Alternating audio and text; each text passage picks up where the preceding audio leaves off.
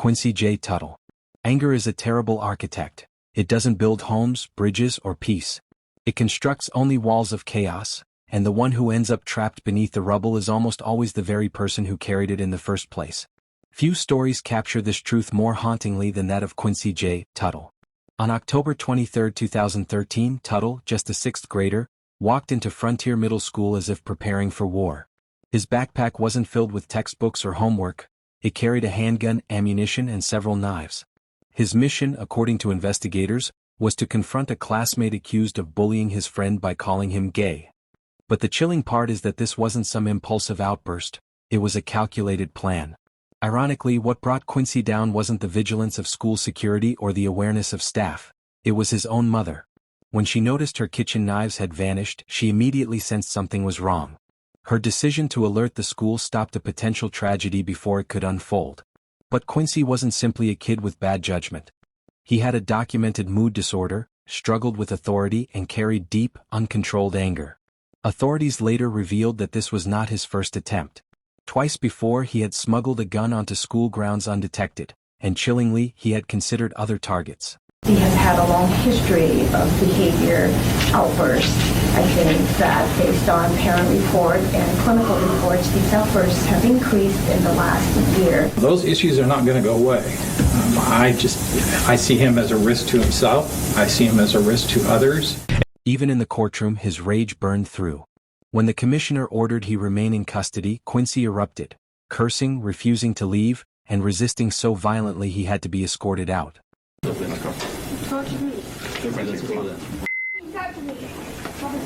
Despite being only 11 years old, he was deemed competent to stand trial.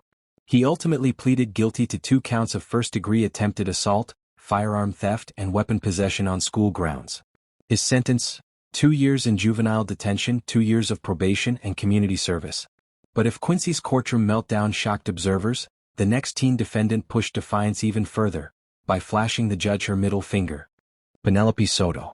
In 2013, an 18-year-old named Penelopey Sodto walked into a Miami courtroom as if she were stepping onto a stage. Facing a drug possession charge, she seemed more interested in putting on a performance than taking her situation seriously. Across from her sat Judge Jorge Rodriguez Jamet, a man known for his no-nonsense approach and certainly not in the mood to play along. The hearing began with routine questions about Sodto's finances. Working? Yes. How much money are you making a week, approximately? Approximately about $200 a week. Okay, and do you own any property of value? A house, a car, bank account, significant amounts of jewelry?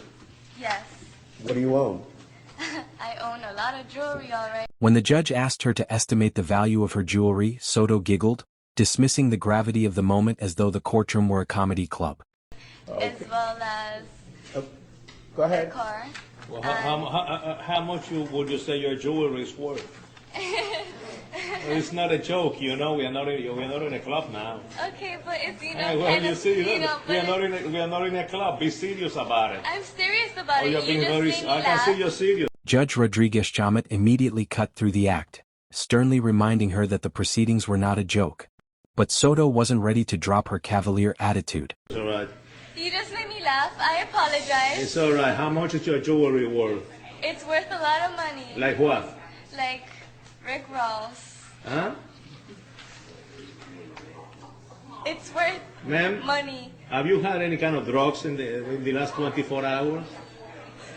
Actually, no. Actually, no. Judge, I'll make it easy for the court, respectfully. I'll accept the court. When the judge set her bond at $5,000 and dismissed her with a curt bye-bye, she smirked and sarcastically echoed him back. Bye-bye. Adios. Amused but unwilling to let the mockery slide, the judge called her back to the podium. That's when Sodto's mask of playfulness turned into outright defiance. She flipped him her middle finger and blurted out an expletive. Come back, ma'am. Come back. Come back. Give me the paper again. Count one will be 10,000. Are you serious? I am serious. Adios.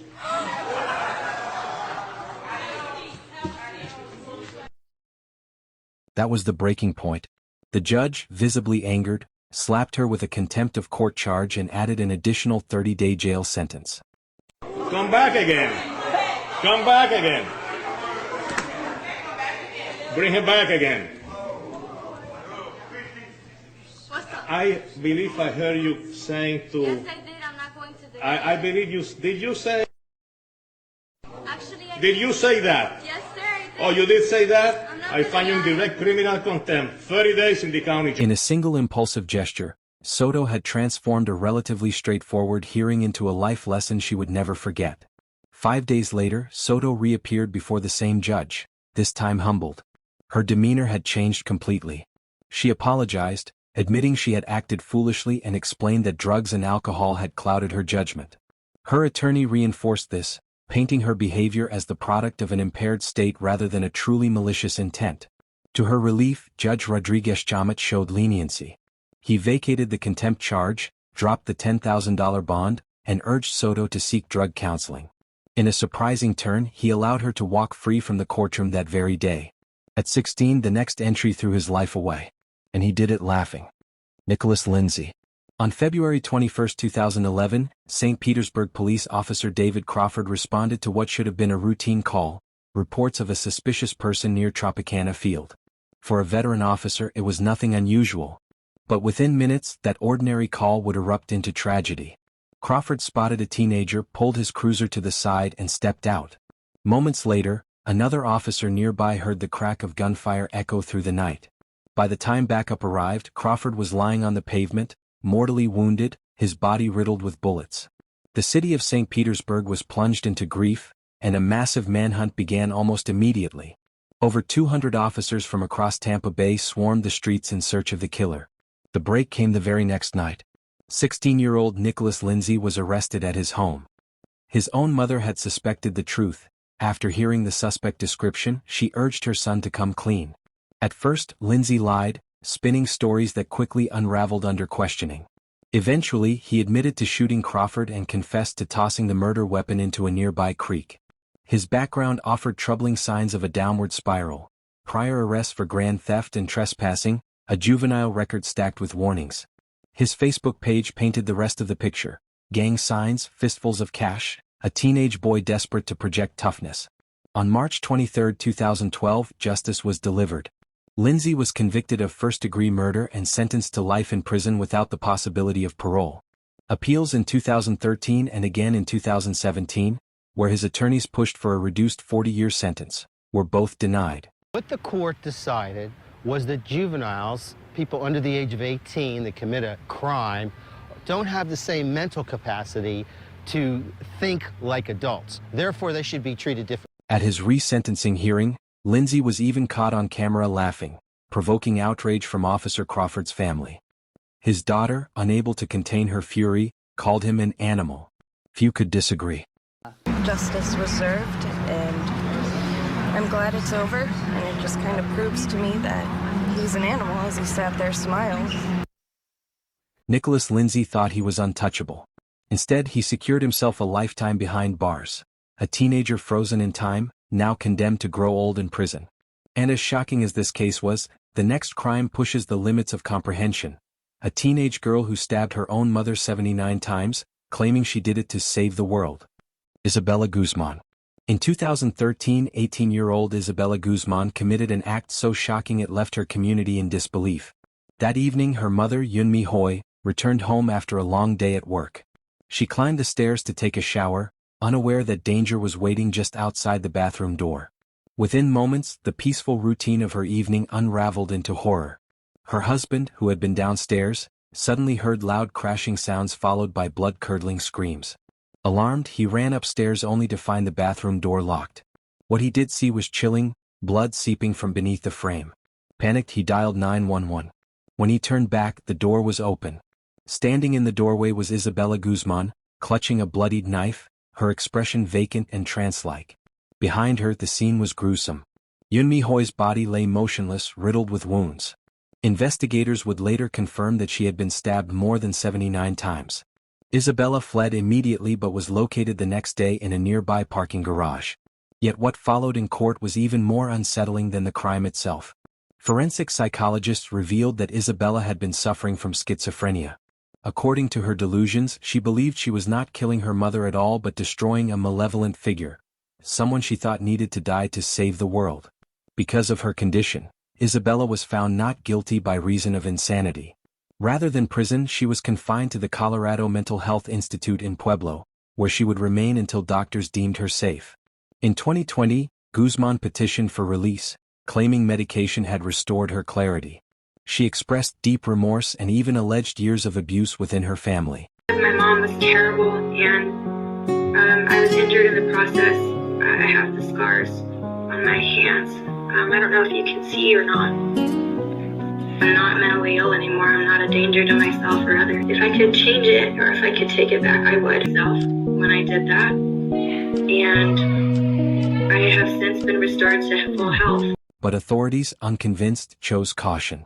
More than a decade later, Isabella remains institutionalized, waiting for the day experts declare she is no longer a danger. The next teenager's case, however, unfolded in an entirely different way. He was seen laughing in court during his sentencing, a decision that would push the judge to his breaking point. Dant Wright. In October 2016, a plan hatched by 3 teenagers in Michigan spiraled into tragedy.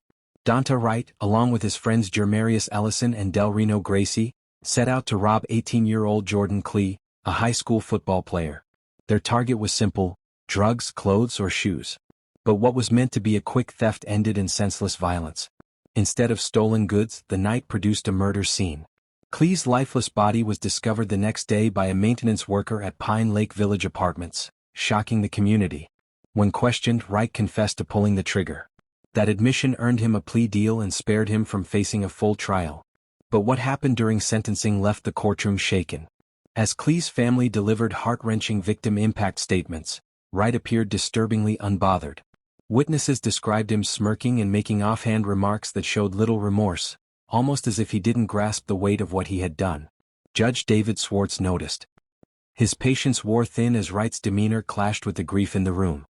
I just want to tell y'all, I'll be home soon. R.I.P. Keon, I love my family. At one point, the judge even considered tossing out the plea deal altogether and sending the case to trial. But watching you sit there, smile, and laugh, and shake your head like this was no big deal, I'm very tempted to just say, I'm not going to accept this sentence agreement. We'll go to trial, and if you're convicted of felony murder, you'll go to prison for the rest of your life. That means you'll die. Wright's attorney, David Goldstein, scrambled to defend him, attributing the behavior to immaturity, fear, or underlying mental health struggles. Was in no way meant as disrespectful either to the family, to the victim. But Judge Swartz wasn't convinced. Ultimately, Wright was sentenced to 23 to 50 years for second-degree murder, armed robbery, and conspiracy, along with an additional 2 years for using a firearm. For a teenager, it was practically a life-defining punishment.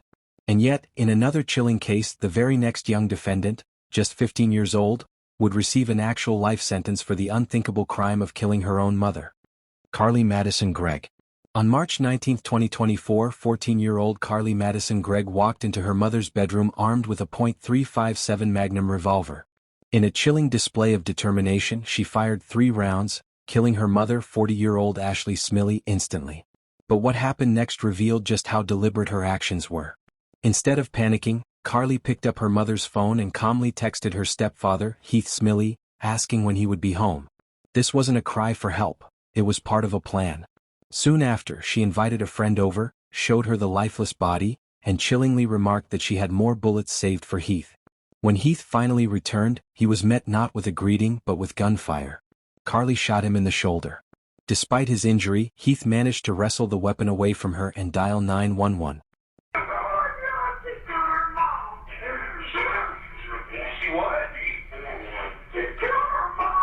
His quick action likely saved his life and ended Carly's violent spree before more blood was shed. Police arrested Carly at the scene, charging her with first-degree murder for the killing of her mother, attempted murder for the attack on Heath, and tampering with evidence for her attempts to manipulate the aftermath. Because of the severity of the crimes, prosecutors sought to try her as an adult. If convicted, Carly faced the possibility of spending the rest of her life behind bars. During the trial, her defense painted a picture of a deeply troubled teenager in the grip of a mental health crisis. She doesn't know what was going on at that time. We're asking you to find her not guilty by reason of insanity. A psychiatrist testified that Carly suffered from bipolar II disorder, depression, and severe anxiety. Her journals, filled with violent sketches and disturbing thoughts, were presented as evidence of her deteriorating mental state. But the prosecution countered with a harsher narrative. This wasn't the work of an unstable mind acting without reason. They pointed to Carly's careful steps after the murder, the texts, the invitation to a friend, and her attempts to cover up the crime, as proof that she understood her actions and their consequences. She wasn't delusional, they argued, she was calculating. I put 3 in my mom, and I got 3 more waiting for my stepdad. You think that sounds like an insane person? No. On September 20, 2024, the jury delivered its verdict. Carly was found guilty on all counts and sentenced to life in prison without parole, plus an additional 10 years for tampering with evidence, both sentences to run concurrently. We, the jury, sentenced the defendant Carly Madison Greg to life imprisonment. Carly Gregg is evil, and that's not easy to say, but the truth of the matter is sometimes evil comes in young packages. At just 14 years old, Carly became one of the youngest in Mississippi's history to receive such a punishment. And as shocking as her case was, the next story involves a child even younger, one who turned on his own great-grandmother.